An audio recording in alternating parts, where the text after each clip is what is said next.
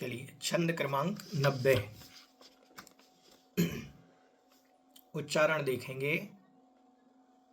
विषय विषतोनुपेक्षा, विषय विषतोनुपेक्षा, अनुस्मृति, रति, रति लौल्य, रति लौल्य, मति तृषानुभवौ, मति तृषानुभवौ। ठीक है, एक बार और देखें। विषय विषतोनुपेक्षा, नुस्मृति, रति लौल्य, मति तृषानुभवौ, भोगोपभोग परिमा, भोगोपभोग परिमा, व्यतिक्रमाः पंच कथ्यन्ते, व्यतिक्रमाः पंच कथ्यन्ते। समझ में आया? ठीक है, देखें उच्चारण। विषय विषतोनुपेक्षा, नुस्मृति, रति लौल्य, मति तृषानुभवौ, भोगोपभोग परिमा, व्यतिक्रमः पंच कथ्यन्ते। विषय विषतोनुपेक्षा, नुस्मृति, रति लौल्य, मति तृषानुभवौ, भोगोपभोग परिमा, व्यतिक्रमः पंच कथ्यन्ते। यहाँ भोगोपभोग परिमाण व्रत के 5 अतिचार बतलाए जा रहे हैं। कौन कौन से 5 अतिचार हैं देखें। विषय विषतोनुपेक्षा, थोड़ा कठिन अर्थ है, ध्यान से देखेंगे। पहले मैं संधि विच्छेद कर देता हूं एक एक शब्द का।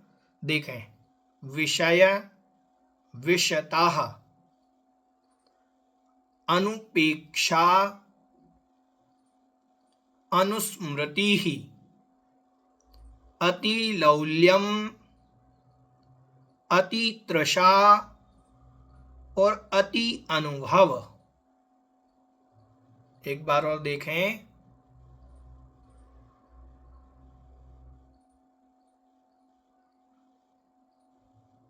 विषय विषतः,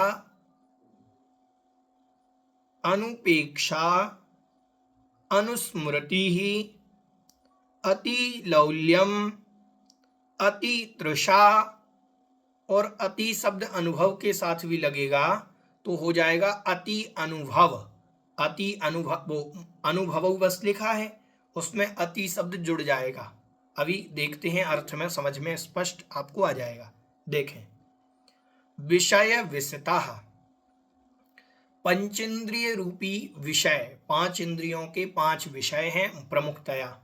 ठीक है, तो पंचेंद्रियों के विषयों से, पंचेंद्रिय विषय जो 5 इंद्रिय रूप विषय हैं, उन विषय रूप विषतः, विष से, पंचेंद्रिय के विषयों को क्या कहा? विष की उपमा दी गई है कि पंचेंद्रिय के जो भोग हैं, पंचेंद्रिय के जो विषय हैं, वो विष के समान हैं।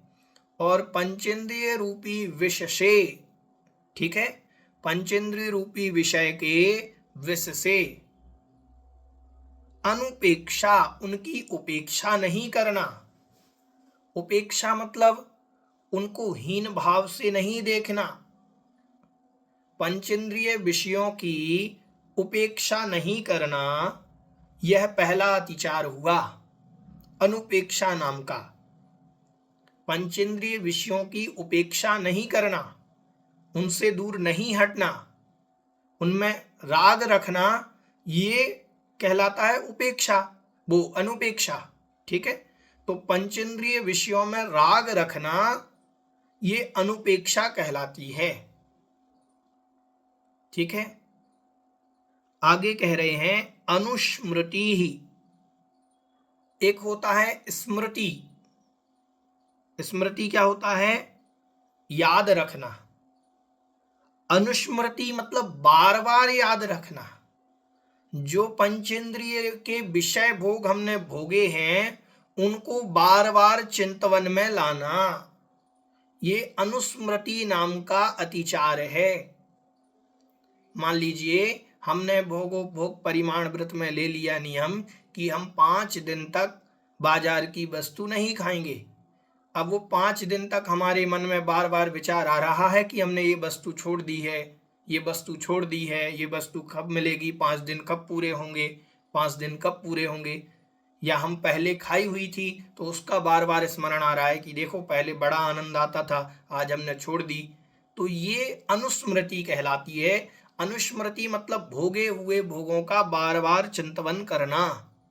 ठीक है, वह अनुस्मृति नाम का अतिचार है। फिर अतिलौल्यम। अतिलौल्यम मतलब अत्यंत लोलुपता होना।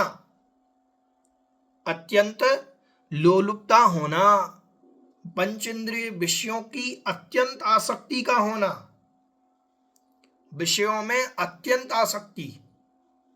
ठीक है, फिर अति तृषा।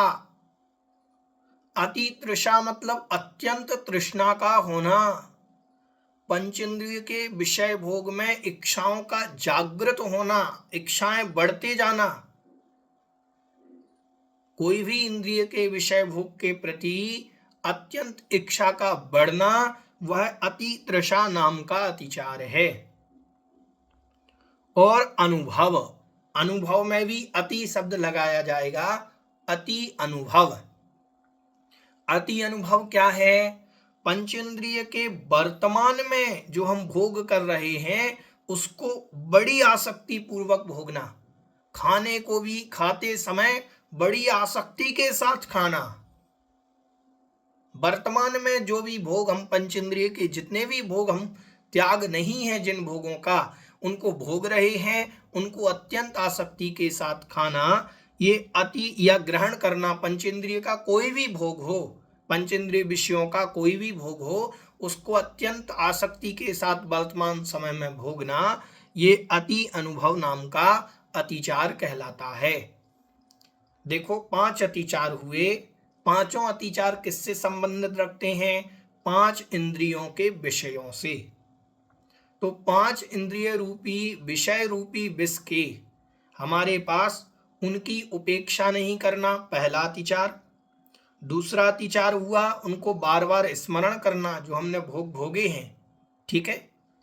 तीसरा अतिचार अत्यंत लोलुपता होना, अत्यंत लंपटता होना किसी भी भोग के प्रति, मतलब मरे पड़ना उस भोग के प्रति। ऐसा लंपटता का मतलब कोई भी चीज जैसे खाने नहीं मिलती, जैसे अपन भोजन के विषय में ले लें, जैसे कोई चीज खाने नहीं मिलती और अपन खाने पर टूट पड़ते, तो ये जो है ये लंपटता है। फिर लंपटता के बाद अति तृषा, चौथे नंबर का अतिचार, अत्यंत तृष्णा का बढ़ना। अब हमने जो परिग्रह परिमाण व्रत ले लिया था कि हम 5 लाख 50 लाख से ऊपर अपने पास पैसे नहीं रखेंगे। अब दुकान खूब चल रही है, आनंद आ रहा है और तृष्णा बढ़ती जा रही है, तो ये अति तृषा कहलाती है, तृष्णा का बढ़ना। और अनुभव। अनुभव का मतलब अत्यनुभव, अति शब्द लगाना। वर्तमान में जो हम भोग भोग रहे हैं उसको अत्यंत आसक्ति पूर्वक भोगना, अत्यंत राग के साथ भोगना, ये अनुभव कहलाता है। ये 5 प्रकार के अतिचार भोग परिमाण व्रत के होते हैं। भोगोपभोग परिमः व्यतिक्रमः, भोगोपभोग परिमाण व्रत के व्यतिक्रम हैं, अतिचार हैं। ठीक है। पंच मतलब 5, कथ्यन्ते मतलब कहे जाते हैं। ये 5 अतिचार भोगोपभोग परिमाण व्रत के कहे जाते हैं। समझ में आ गया? तो इन 5 अतिचारों का, अतिचार मतलब दोष, उन दोषों को नहीं लगाना व्रत में, और जो लगाते हैं तो ये 5 प्रकार के दोष व्रत में लगते हैं। ठीक है।